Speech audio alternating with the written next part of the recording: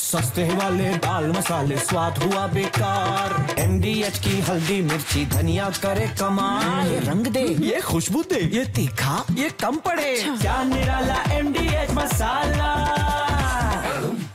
Yemen में Houthi के ठिकानों पर नॉन स्टॉप अटैक। इजरायली हमले में हूती के कई ठिकाने तबाह कर दिए गए।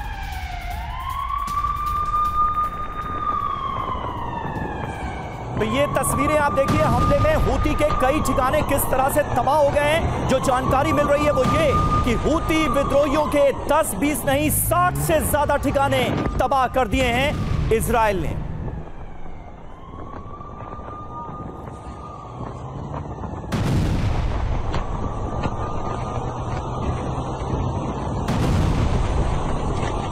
यमन पर इजराइल का यह बहुत बड़ा हमला, जिसकी तस्वीरें हमने आपको दिखाई।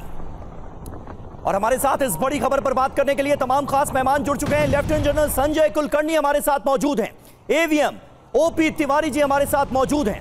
इसके अलावा कमांडर अतुल भारद्वाज भी हमारे साथ मौजूद हैं बतौर डिफेंस एक्सपर्ट।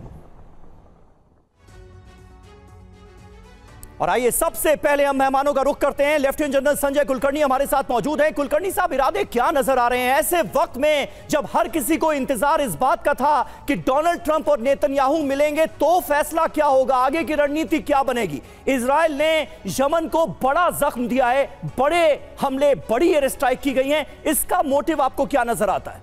बहुत बहुत धन्यवाद समीर। सवाल यह है कि बेन गुरियन एयरपोर्ट के ऊपर जब यमन ने मिसाइल से हमला किया, जो इंटरसेप्ट करके कामयाब नहीं हुआ वो हमला यमन का, लेकिन 2023 में एक शिप को इन्होंने जो हाईजैक किया था यमन ने, उसमें रेडार्स थे और उस रेडार्स के द्वारा वो जो शिपिंग है उसके ऊपर पूरा वो नज़र रखते थे यमन के। और ईरान के चंद एक मिलिट्री इंस्टॉलेशंस है यमन के अंदर, जिसके कारण लगातार अब इजराइल ने सोचा कि अगर हूदी जो है अब इनको संभालना और इनको ख़त्म करना, क्योंकि ईरान के भी वहाँ पे चंद एक मिलिट्री इंस्टॉलेशन बेसिस हैं, उसको भी बर्बाद करना। हिजबुल्ला तकरीबन कंट्रोल में है। गाज़ा पट्टी के ऊपर हम रोज़ ही देख रहे हैं, लगातार कल भी 38 लोग मारे गए हैं।